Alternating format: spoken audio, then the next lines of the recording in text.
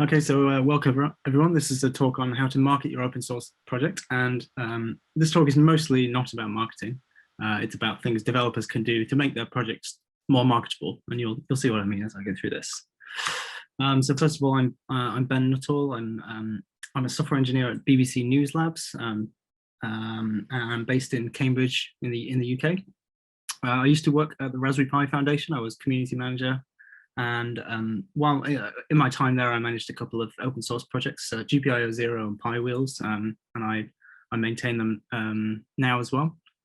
And I contribute to opensource.com, which you might hear a lot about. It's mentioned quite a lot in the conference.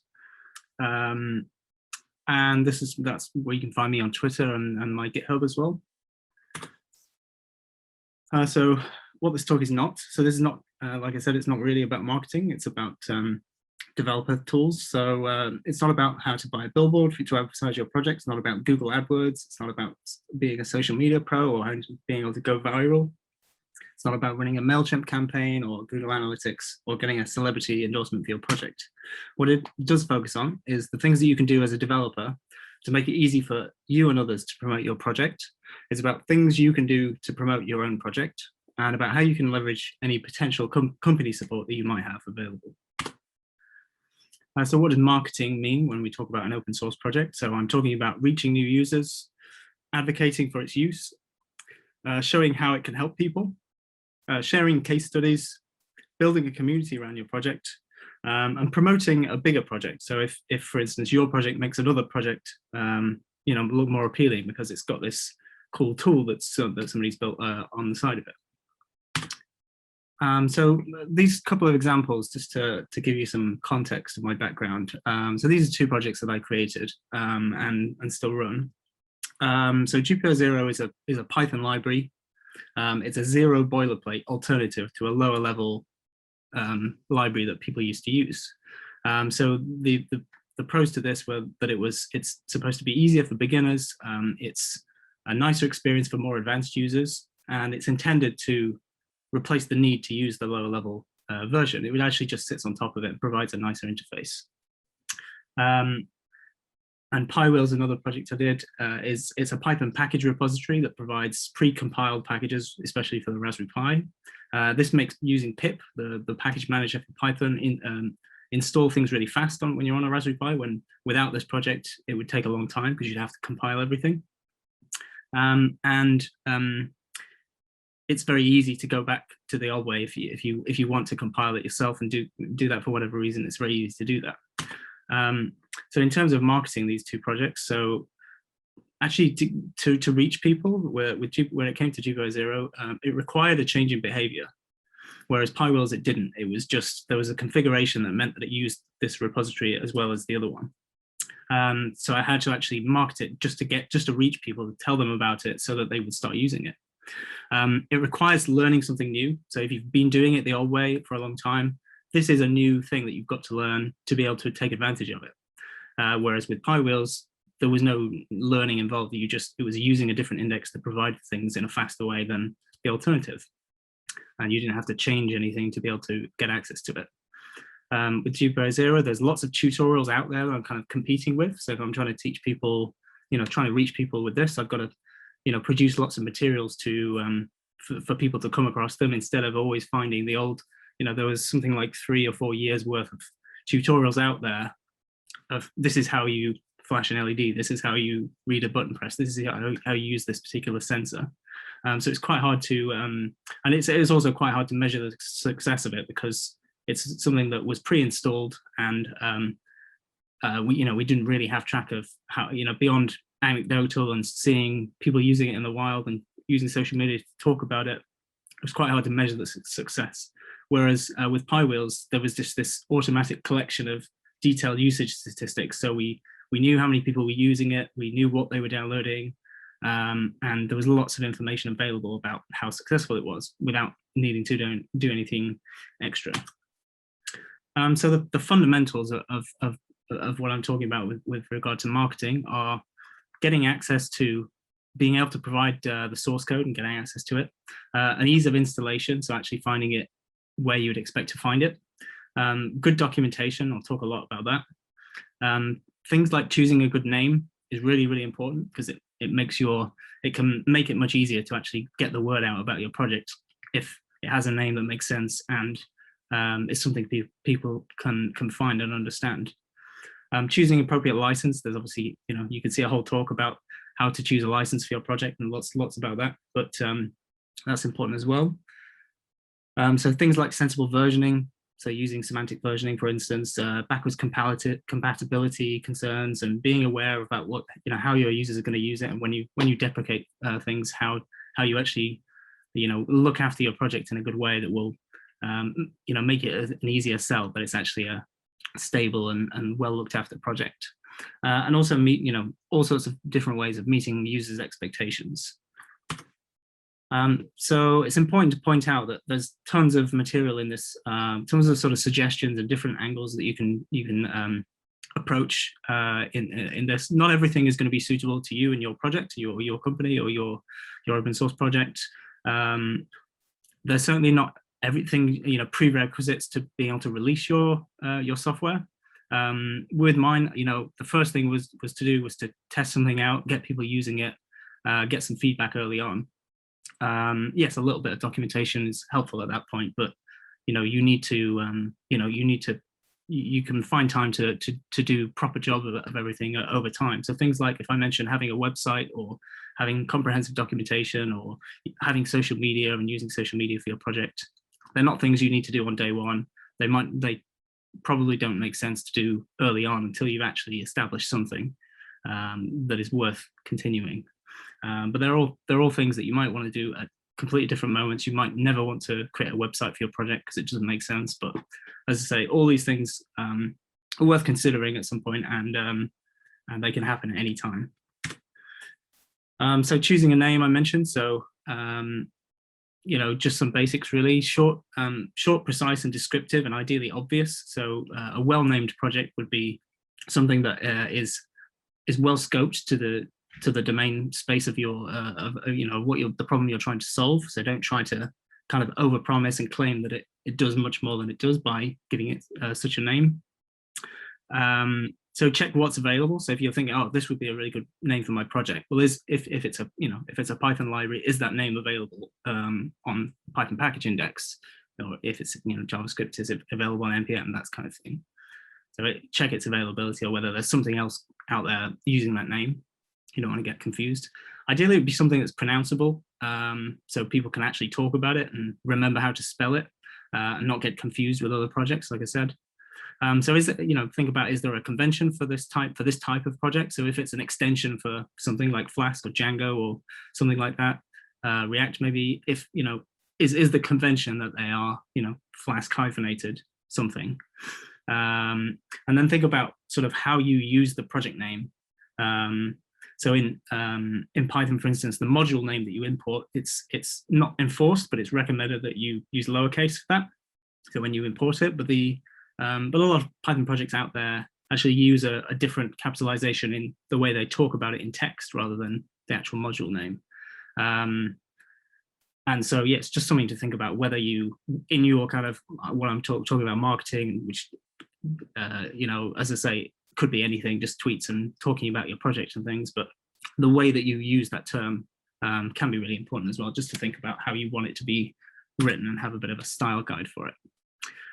So bad things to hear about a project. So these are kind of examples of things that, you don't really want, you want to avoid falling into traps that will make people turn away from your project. So, not having documentation and, telling people to read the source code, having the source code in some bizarre old legacy system or something that people can't find very well. People saying, oh, it's not worth the pain trying to install it, or, you have to do it some really weird thing. All those things are avoidable, and you can do a lot to just help your users out, and they will have a good sense of belonging within your project. Good things to hear in contrast. So there's a great community. It's a great thing to hear about a project. Has great documentation, much easier, much faster. Has a really nice API. It's easy to get started. They accepted my pull request. It's easy to extend. All those kinds of things are the sorts of things that the stuff in the contents of this talk will hopefully gear you towards people being able to say things like this about your project. So defining your project. So what is your project? So if you can come up with a snappy one-liner, so it's X for Y, or it's a simple way to do X, or it's a Python wrapper for X. Who is it for? Is it for beginners? Is it making something easier for people? Is it for advanced users that's going beyond what alternatives do? Is it perhaps for both, like I said with GPO 0? Is it for people using, using this protocol on Linux, or this protocol on Mac, when the contrast is that there are already libraries for other things? So who are you targeting? And actually making that clear in the description of the project is quite key. So if it's for people who use Docker on the Mac but want a command line interface, something like that. It's, if you can get to the bottom of what that is, that's really important. What problem does it solve? So does it make it easier for people? Is it faster? Is it cheaper? Does it automate something? What's the alternative to this? So is it better than this other project, or how do I migrate from this other project? Are all things to consider. So your users will have certain expectations. So if they're a Debian or Ubuntu user or other Linux distributions, they might say, well, can I apt install it, or whatever the package manager is for that system? And it would be an expectation that if it is for those types of people, that it is available in the normal way. If it's a Python package or a Python library, then can I pip install it? I would expect to be able to, if you just told me you've made this cool Python library, instead of saying, well, it's you download it from this website or something like that. If it's a Node package, npm, obviously, does it have a GitHub page, and can I find it in some reasonable place? I'll talk about that next as well. Where are the where's the docs? Where are the documentation? Are they on read the docs? That's where I don't expect to find a lot of documentation. Or are they within the GitHub repo, for instance? Is there a website for the project? Is there a homepage that I can find and read more about it? So with GitHub repository, there are different ways of doing it. You can either have an organization that you put your repositories in, or you can, and it's quite common to actually, there's this kind of pattern of having a repository of the same name of the organization, and actually creating an organization for the project, and then having kind of side projects that go alongside it also within the organization. So you'll see that quite a lot with the examples on the left-hand side. The middle column is things that belong to an organization but have a different name. So examples of multiple projects within an organization, and the one on the right are people's personal accounts like mine on the bottom there. The great thing about what GitHub does is it will maintain, if you move it from a personal repository to an organization, no matter how many times you move it around or rename it, the links will always kind of follow through. So if you start it in your personal account, you can then later on create it. This has actually become a project. It's worth having its own organization now. Which I've done with many of my projects. They've started in my personal account and moved them over, but the old links, if anyone clicked, or if anyone has any old links, they're not dead. They're still around. They still work. So welcoming contributors is a really important thing. So make it easy for somebody to set up your project for development, so they can actually, if they say, oh, I found a bug and I want to try and fix it, providing developer documentation to get them started is really important. Otherwise, they're kind of guessing, and they'll start asking you questions and asking you to deal with it, or maybe they'll just give up. So just providing some docs. To be honest, I quite like having developer docs for my own projects, because I remember how do I set this up again on a new machine or something like that. Really useful to have. And having tests. If you've got an open source project and it's out there without any tests, and you get a pull request, you're going to have to investigate whether that pull request is good or not, and whether it breaks any functionality. If you have tests, it will tell you like it broke all these old, it broke all this old functionality that you tested in. So really important to do that, and it also lets the contributor know that they haven't broken any old functionality. Laying out your expectations of your contributors. So if you actually have a process of how you manage them and how you deal with them, and and whether you're currently taking pull requests at that time. If you're busy working on other things, it might be worth just letting people know that they could have to wait a while. actually responding to issues and pull requests is really important, even if it's just say, thanks, I don't have time to look at this right now, but thanks for your contribution, I'll take a look soon. Or if somebody has a question, just be able to answer them, kind of welcomes them into the community and makes them feel welcome. So thanking people as well. So if people point out there's a bug or there's a typo in the docs, or here I fixed this thing, just saying, even if you don't end up accepting the pull request, saying thank you is a really important thing that just makes somebody feel valued. Even for small contributions, it's just it doesn't take any effort just to say thank you and accept it, that kind of thing. And also naming the contributors. And if you maintain a list of your contributors, anyone who's ever committed anything to your project or helped you in any way, you can maintain a list and just stick that have that on the README of your project. So I tend to include even if somebody suggested something and said gave me some basic code to get started, and somebody else did a lot of the work, or I did, it's still worth mentioning them, because shows that you appreciate what they did. Or even if somebody finds a bug, it's worth, that's a contribution.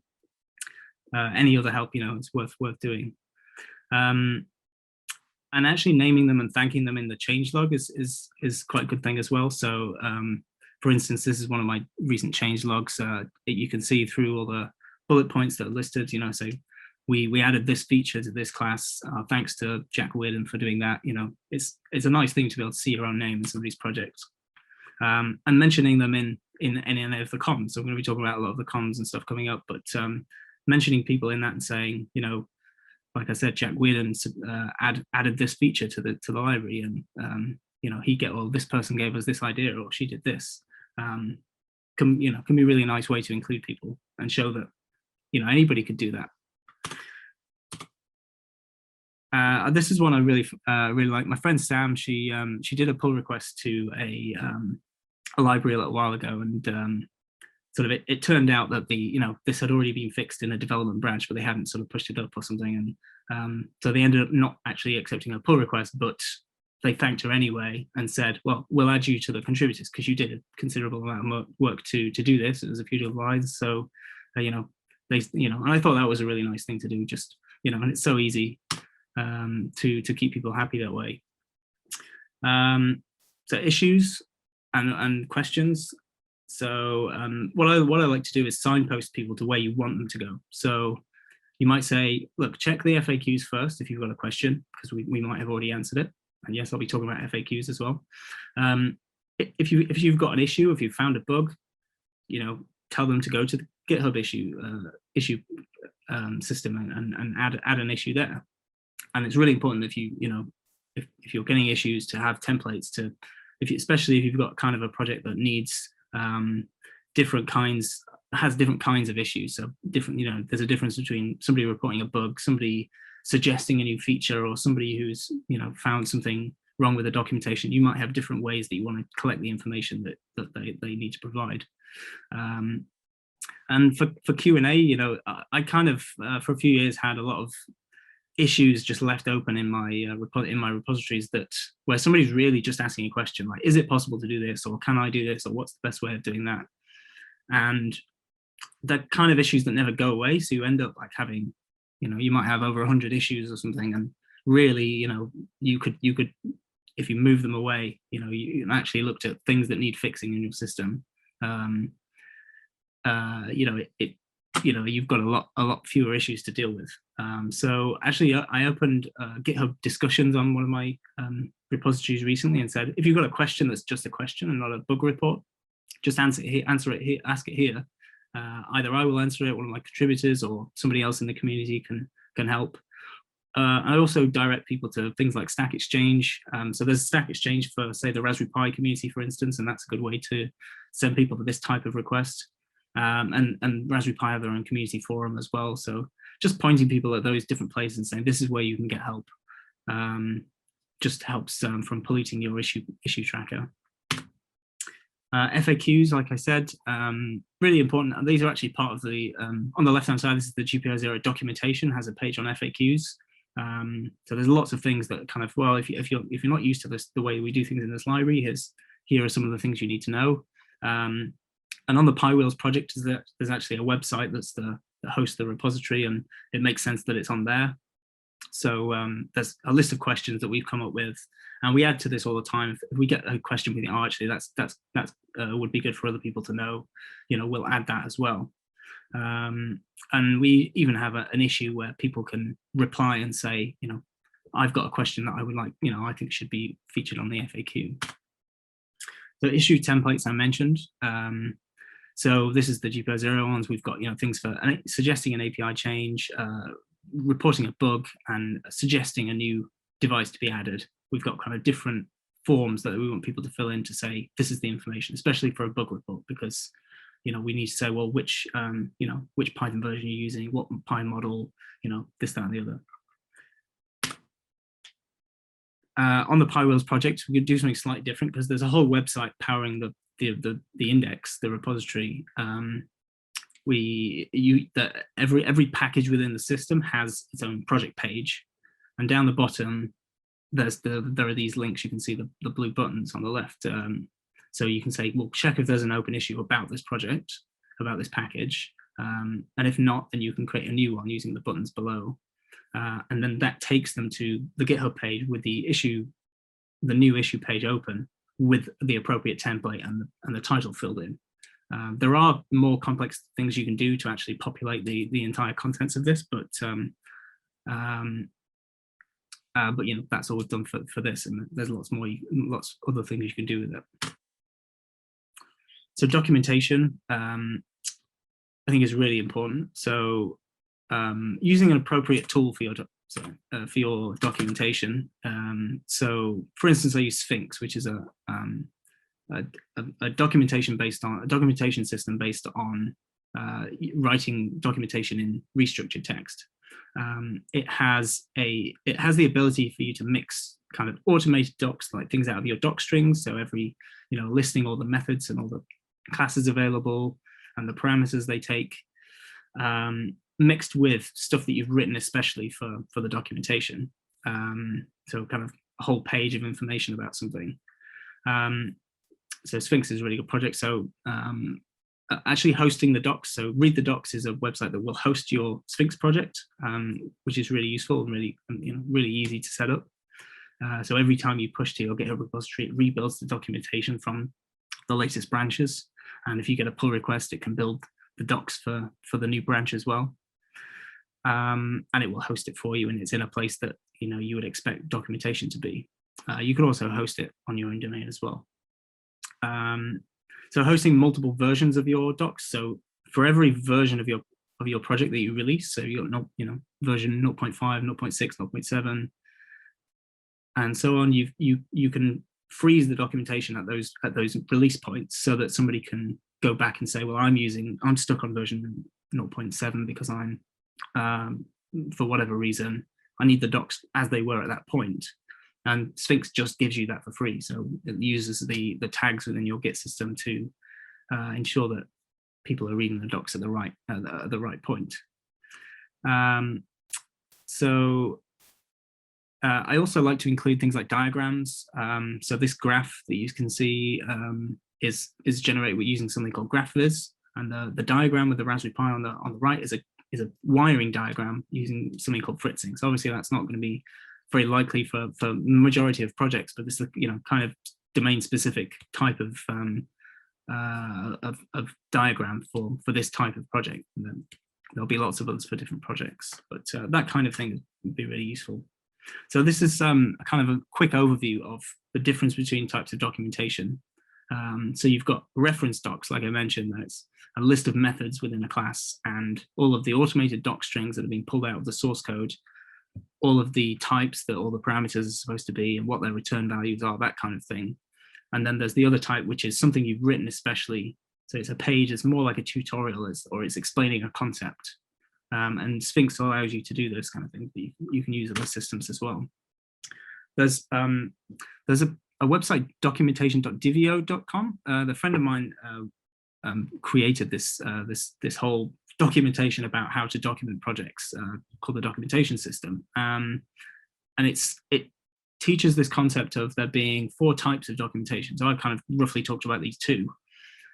So there's tutorials, which are useful when you're studying, and they're very practical, contrasted with the reference docs that I talked about. But then you can split those two into two again and say, well, there's how-to guides, which are kind of a mix between the two, and explanation as well. So if you're just explaining a concept, it's not something somebody's following along and typing something in line by line. You're just teaching them some concept. And a tutorial is kind of about learning, but it's also, they might be following along as well. How-to guides are kind of problem-oriented, so they're, how do I do this with this library? They answer questions and they help people solve a particular problem. But if somebody needs to read up, like, oh, what was the method called, or what was the how do you, what's the name of this, what parameters does this take? That's the kind of thing you need to be able to look up by reference. So having all four types, they can be within the same documentation system, but they should be separated. So you shouldn't have, you shouldn't mix them together, which is what a lot of people do.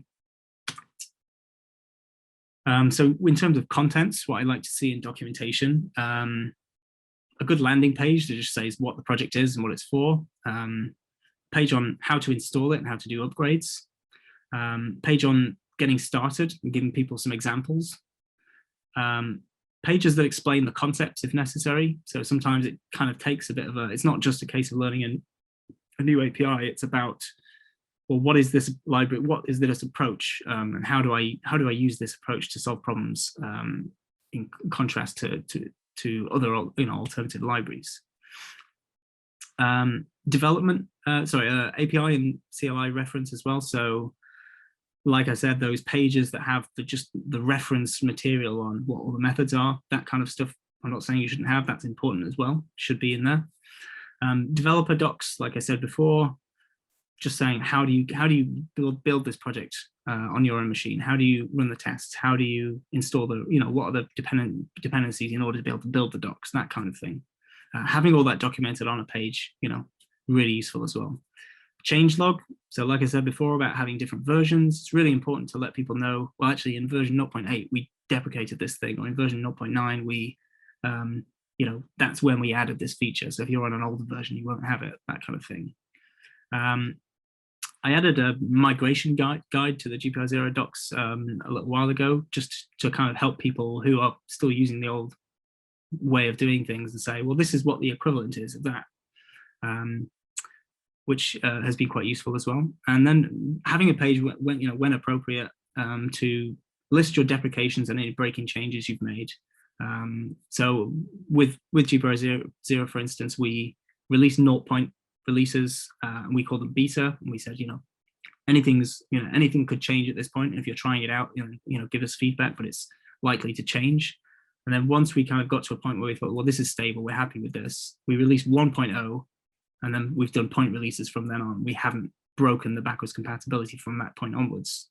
Now we're looking at making a 2.0 release at some point, and we've started working on what those changes are and listing what the changes that people need to be aware of, which is really useful to people. So a migration guide, like I said, so this is a way to help people migrate their code or introduce new concepts to them if they've done something different before. It's really good to be able to compare and contrast different examples. So if this is how you do a hello world in the old way, this is how you do it in my library. Cover all the areas that are included, kind of enough to get somebody going. And if there are any gaps, you're like, well, actually, we haven't built this bit yet. We haven't converted this part of the library yet. You have to do it this way, or it's just missing, or explain whatever it is, whatever the gaps are, and highlight that.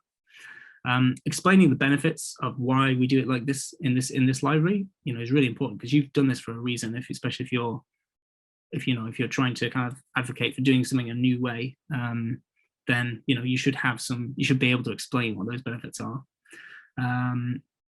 And you can kind of cover any frequently asked questions about the migration. So if people are using one web framework and you built a new one, what are their what questions are they going to ask about? Well, how do I do this and how do I do that? Cover everything you can. And if in some cases it might even be worth showing people how to go back from, if they've kind of used your, you've held their hand to get a little bit further, but then they need to go back, then it might be worth doing that. I haven't seen that myself, but it could be worth considering. So on this kind of concept of migration, so if you built an abstraction on top of something, you're making something easier for people.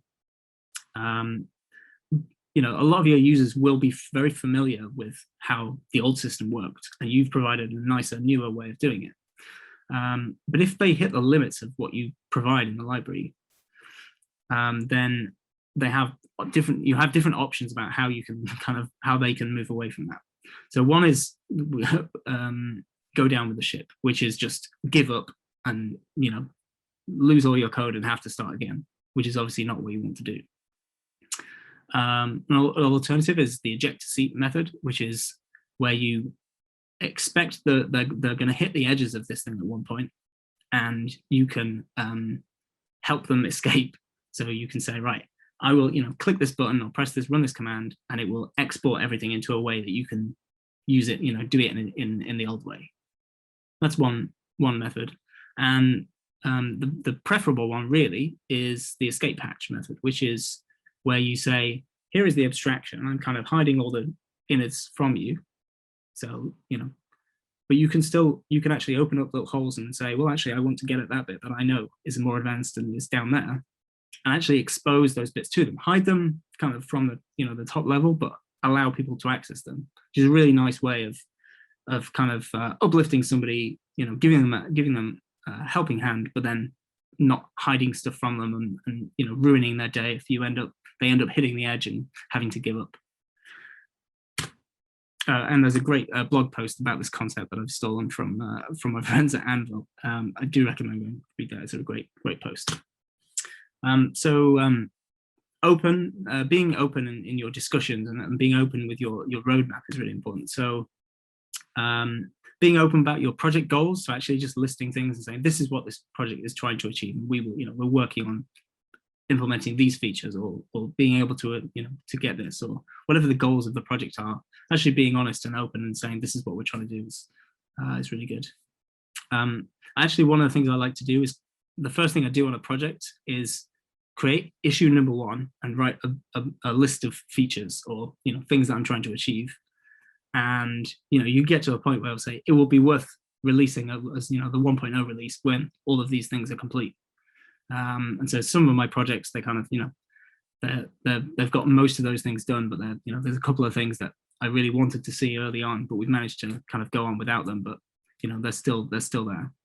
But it's good to kind of document that, just have it for prosperity's sake. So having a public roadmap as well, which is kind of similar to this, but you could have it in a different format. So you could have a GitHub project board, or, you know, some of the methods somehow of listing what your roadmap of, you know, actually perhaps by dates or by release number. So by 1.6 we will have that, by 1.7 we plan to do this. Having your discussions in public, which you know, is kind of easy if you know, it's more difficult if it's just you, but if there's, say, a couple of you or a small team working on this project, actually just sharing your ideas and you know, creating issues and saying, you know, having a discussion about, well, should the API look like this, or should it do this, or should it do that? Having those discussions allows people to join in if necessary, and you know, you can actually, it's almost documentation of how your decisions got made, which is really useful. Another concept I really like is what I call issue-driven development. So you actually, you know, a bit like what I've got here with the bullet points, but each new thing that I think of, I create an issue. It's almost as if I'm, you know, writing a bug saying the library is missing this feature. Here is what it should be, and, you know, I would expect to be able to run this code and this happen.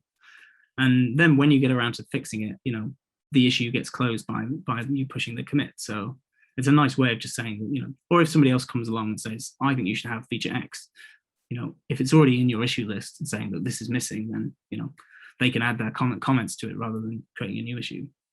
So it's kind of, they're aware that it's a known missing feature. Social media, this is probably what you thought the talk was going to be about. But it is worth mentioning. So I tend to like, you know, I'm on Twitter, and I tweet a lot about open source projects and the stuff that I do. So in a way, the stuff that I'm saying about my projects is kind of like marketing. But all the stuff I've talked about so far is, helping it be more marketable and giving me something to talk about, pointing to documentation or, issues with, say, give your comments to this issue, that kind of thing. So I can use my own Twitter account to tweet and retweet things about the project. And actually, I use TweetDeck, and I have a column that follows the terms GPL0 and PiWheels so if anyone, whether I follow them or not, says anything about those two terms, I will see it, and I'll, sometimes it'd be nice to just retweet something if somebody said something nice or they built something interesting with it. But or if they're complaining or if they found a bug or something, you can have a conversation there. It's good to keep your eyes on things. If you work for a company and your open source project is related to that company or another organization of some sort, tweets from them can actually can give you a lot more reach. So if I used to work at Raspberry Pi, and if I said to them, oh, could you retweet me about this thing, or could you send a tweet about this, I've got something like, I've got nearly 10,000 followers, they've got nearly 500,000, so there's gonna be a lot more reach from a company like that tweeting something, getting the word out there. It might be worth considering at some point. This is obviously not a big thing, and certainly not early on, but it might be worth at some point considering setting up an account for the project.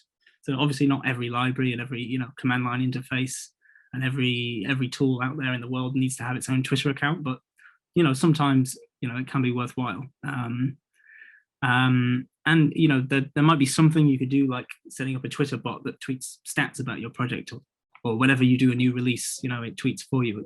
There are things like that you could explore. There's no kind of one formula. There's all sorts of different ways you could use this. So you could use other third-party services like Buffer, for instance. You could just, whenever you find something interesting, you could throw it into your Buffer, and Buffer will send it out at some point and make the job easier for you. So like I said, I kind of keep an eye on Twitter and see what people are saying about my projects. So there's nice things people say about things like GPL0 and PiWheels. They that are worth retweeting, and they're nice things for me to read, but then also nice to share with other people. Oh, this person's got a weather station with their project, and this person's done this. I think my all-time favorite is the large one here. So Guido van Rossum is the creator of Python, and he unprompted tweeted saying that he loved my library. I'm like, for me, it doesn't get better than that. But that was a great moment for me to just casually see that tweet. But it's the kind of thing that's that's really nice to see and retweet. So I created a Twitter account for my PiWheels project, purely on the basis of doing this with so tweeting the stats, like I said. So this is all automated with Python on the server running the system itself, and it tweets whenever it gets to I kind of thought, well, whenever it gets to a new milestone in terms of the number of downloads we served, if it gets to a new million milestone, just to tweet then, or actually every day we could tweet a graph of, oh, this is what the last 7 days of data was, and that kind of thing. And it's it's just, it doesn't have a huge amount of followers, but it's just a nice thing. And every now and then, if it's something particularly good, then I will retweet that one. There's no point me doing it too often. But it's a nice thing to have, and occasionally I'll tweet something that's a bit more personal from the account, and it's a nice to have. It doesn't isn't necessary for every project, but it's worth considering in certain circumstances. So having a website, again, like completely optional, doesn't make sense for every project. If you've got documentation, so GPL0 just has documentation, and that's all it needs, and there's sufficient information throughout the docs that we don't need a website of its own. But the PiWheels project, because it already is like the project itself is a website in a way. It needs to exist on the web anyway. It doesn't necessarily need a human readable kind of homepage and things, but it's it's a nice, it's easy to throw one on, and it naturally fits with the rest of the website. But it's worth considering, could your project warrant like a sort of home on the web beyond its documentation and GitHub and things. And again, at some point, it might be worthwhile.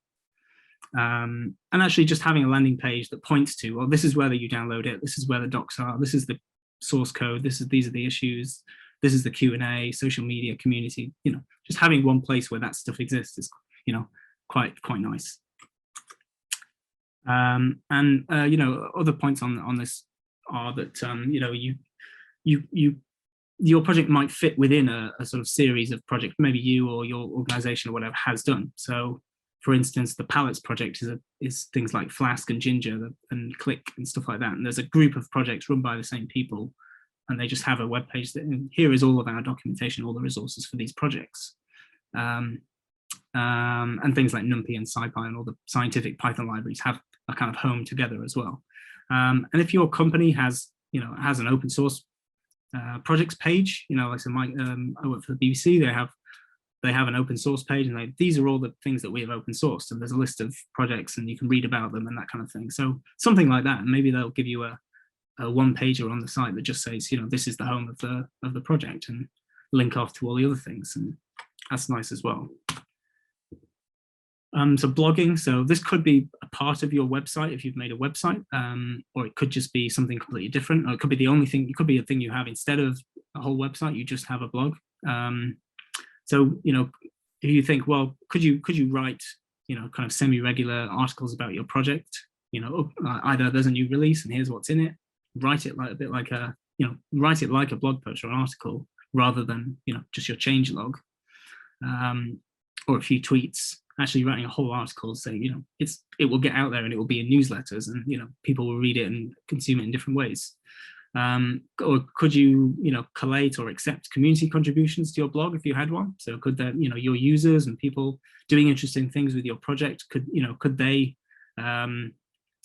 contribute to this blog?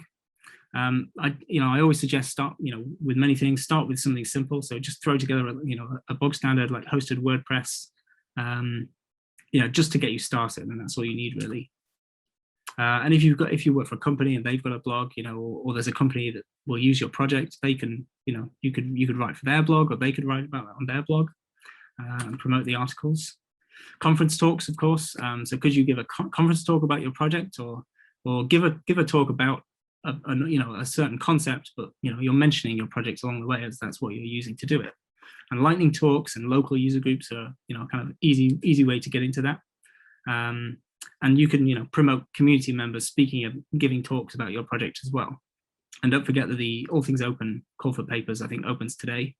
So if you're considering that would be a good one to do. Just to finish off, we've got so logos. So there are a bunch of really nice logos that you can identify open source projects with. As I said, it's not mandatory at all, and it's but it might be at some point make sense for you to have a logo. So could you design something simple? That's one option. Something simple like just a word logo with some simple shapes and chosen colors can be enough to have something you can use as a logo. Might be worth considering. You could do a call for contributions, so create an issue, so we'd like a logo, and either ask for somebody to do it to contribute to the project, or you could even consider finding a designer who'd be willing to do it for money, and then finding out how much it would cost and raising the money, and asking for the contributions towards the cost, that kind of thing. To get the word out about your project, there's various things you can do to kind of hitch a lift. So if there's a relevant email newsletter, if it's like the PyCoders Weekly is a Python newsletter, you could ask them, like, can you feature my library in the project? And one of my friends at Anvil, I mentioned earlier, they tend to do a lot, which is really cool, is they'll build projects using some API or some other product, and write a blog post, an article, and a tutorial and things about it, and tweet about it, and it gives the other company the incentive to retweet or talk about what this company has done with their product. So there's kind of ways you can kind of blag a retweet out of it, that kind of thing. And there's, just to finish up, there's lots of different resources and different ways people can learn things. So there's documentation, there's books, articles, videos, live streams, structured courses people like, Q&A, and worked examples. There's all sorts of different ways people learn. So I'm not saying you have to go out and do all of these, but if, like, I have found people who've written, they've done video courses using GPO, teaching GPO 0. They've run physical courses and, charge people to come and do a course. And if people want to do that, that's great. And there's no reason why you couldn't promote those things and say, oh, there's this offering. Somebody is teaching GPO0, here's the course where you go and do it. Or here's the book. Here's the magazine article. Here's the poster you can download, the cheat sheet. And it's a bit like the social media thing. Just, whatever there is out there, if it's any good, it's worth a share. And finally, I obviously want to point out to my friends at opensource.com that they're always looking for new writers. So if you want to contribute to opensource.com, anyone can do it. Just get in touch with them. Jen White-Huger will be at the conference, and you can get in touch with her. It's a really great way of reaching people, because you can, if you write something on your own personal blog, you'll have so many readers. But if you publish it on opensource.com, you're guaranteed to have a much bigger crowd looking at it. So I really recommend it. I think it's a great thing to do. And that's all from me.